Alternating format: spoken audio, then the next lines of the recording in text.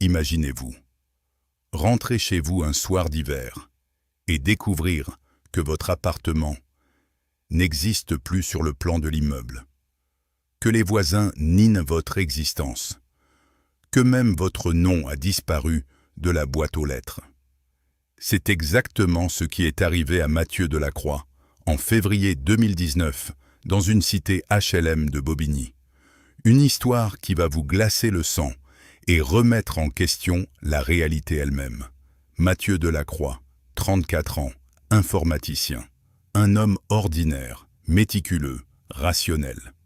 Depuis 3 ans, il occupait l'appartement 13B de la résidence Les Peupliers, une barre HLM construite dans les années 70. 13 étages de béton gris, 156 appartements, des familles modestes qui se croisent sans vraiment se voir. Mathieu aimait cette anonymité. Pas de voisins envahissants, pas de concierges curieux, juste la paix.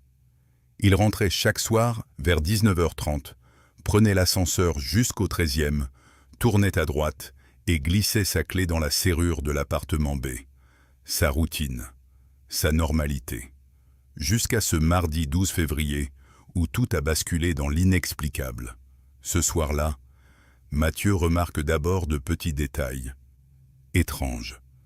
L'éclairage du couloir du 13e étage semble différent, plus froid, plus blafard. Il attribue cela à un changement d'ampoule. Mais en s'approchant de sa porte, quelque chose le dérange. Le numéro 13B. Il est toujours là, gravé dans le métal terni, mais il lui semble plus pâle, comme délavé. Mathieu secoue la tête. La fatigue, sans doute. Il glisse sa clé dans la serrure. Elle résiste. Il force légèrement.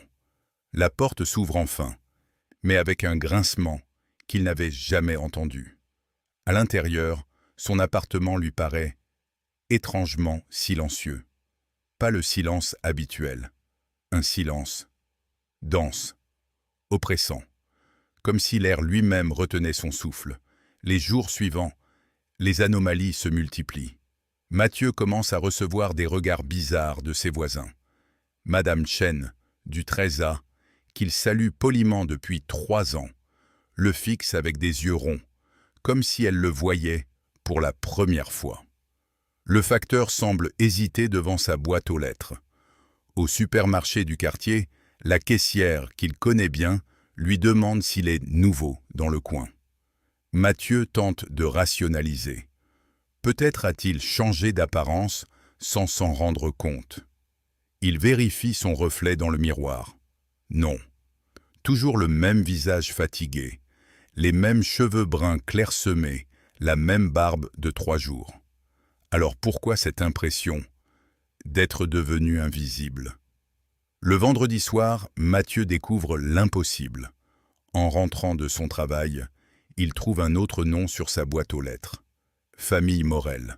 Son nom, Monsieur Delacroix, a disparu. Complètement. Comme s'il n'avait jamais existé.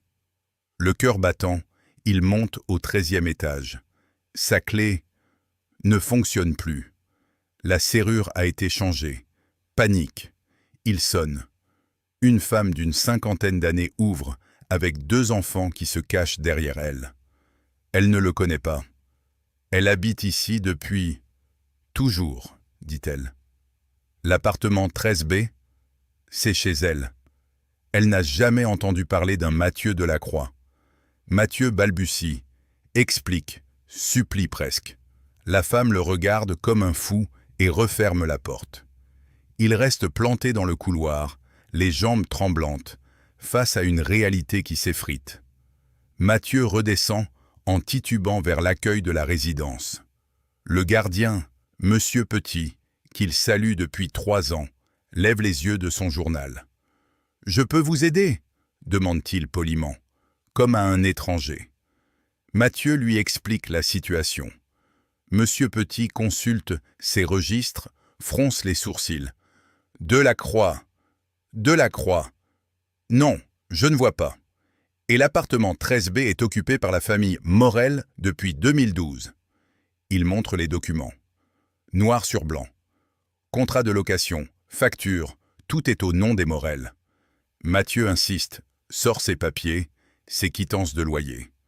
Monsieur Petit les examine avec attention, puis les lui rend avec un regard inquiet. Monsieur, ces documents, ils semblent authentiques, mais l'appartement 13B n'a jamais été loué à votre nom dans nos fichiers. La nuit tombe. Mathieu erre dans les rues de Bobigny, ses affaires dans un sac plastique. Il a récupéré quelques vêtements chez lui. Non, chez les Morel, en expliquant qu'il s'était trompé d'appartement. Mais au fond de lui, une terreur sourde grandit. Il se rend dans un café internet et fait des recherches.